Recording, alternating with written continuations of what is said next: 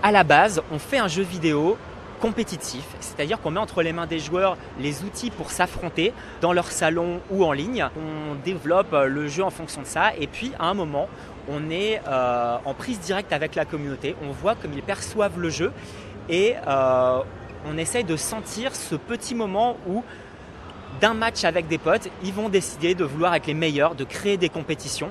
Et quand cette envie de compétition naît, cette envie d'être le meilleur, eh ben, nous éditeurs, on est là pour créer des compétitions officielles, fédérer toutes ces équipes amateurs, voire professionnelles, les regrouper sous une même bannière et faire en sorte que le jeu de compétitif devienne e-sport.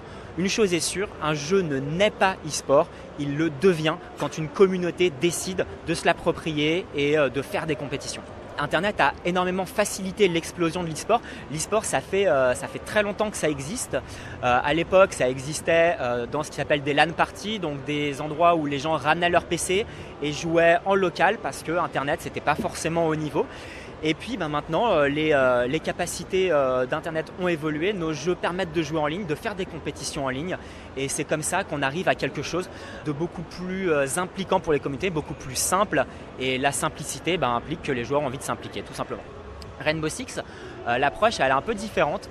On avait ce shooter compétitif qui était développé chez nous et on sentait qu'il y avait quelque chose à créer, qu'il était différent, nerveux, stratégique et qu'il apportait quelque chose de nouveau sur son segment. Et très tôt, on a développé le jeu main dans la main avec des professionnels de l'e-sport, des joueurs qui évoluaient sur d'autres jeux. On a pris leur feedback, on a développé le jeu en fonction de ça pour leur plaire tout simplement. Et quand le jeu est sorti, très vite, on a suivi ce qui se passait au niveau communautaire et on a vu qu'il y avait un vrai engouement pour ce titre. Et là, on s'est dit, faut y aller. On a créé des compétitions. Au niveau français, très vite, on a organisé une Coupe de France de Rainbow Six. Au niveau européen et mondial, pareil, avec ce qui s'appelle la Pro League et qui est notre Champions League de Rainbow Six, qui regroupe toutes les meilleures équipes des différents pays d'Europe et du monde. Et le jeu s'est créé comme ça. On a offert une scène compétitive à des joueurs qui avaient envie de s'affronter et ça a pris. Et on a eu cette petite étincelle qui est arrivée et qui a fait que le jeu maintenant a une vraie place sur la scène e-sport. Et vous, en tant qu'éditeur, est-ce que vous pouvez expliquer cet engouement? Est-ce qu'il y a une recette, il y a des ingrédients magiques pour faire un jeu vidéo qui devient e-sport? Alors c'est extrêmement difficile. La première des choses, je pense que c'est la créativité qui est une valeur hyper importante chez Ubisoft et vraiment qu'on chérit du plus profond de notre cœur. La créativité qui permet de développer des nouveaux styles de jeu ou d'apporter des choses nouvelles dans des genres existants.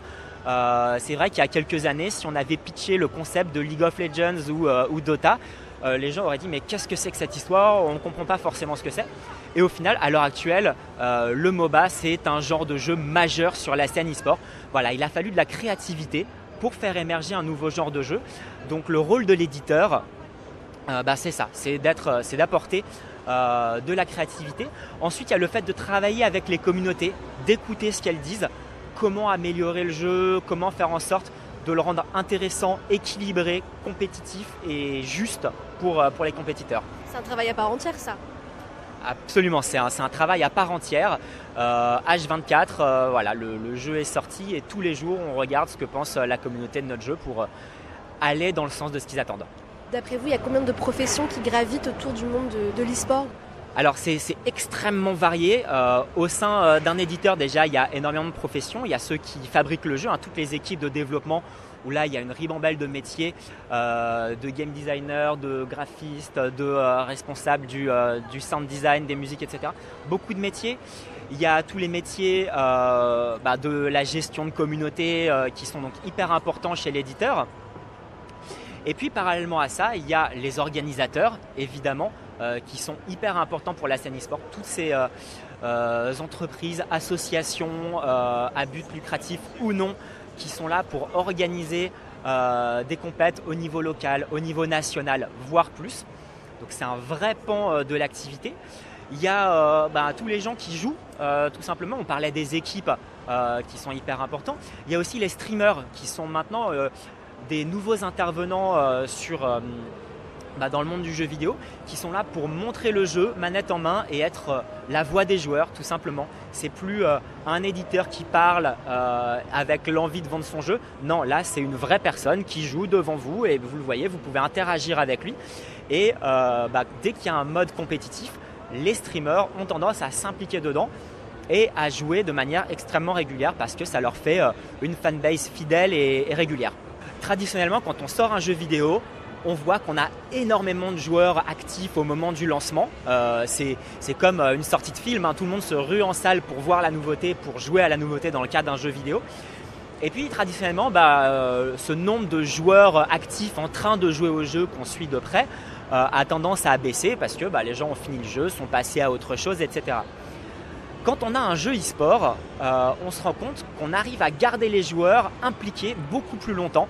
À l'heure actuelle, on a 2,5 fois plus de joueurs actifs sur un Rainbow Six qu'on l'avait le mois de son lancement. C'est preuve qu'on a su créer une communauté, la rendre hyper impliquée et surtout faire un effet boule de neige où les joueurs de Rainbow vont en parler à leurs potes, vont recruter des nouveaux joueurs de Rainbow et faire en sorte qu'on en ait en fait toujours plus et qu'on ait une communauté grandissante.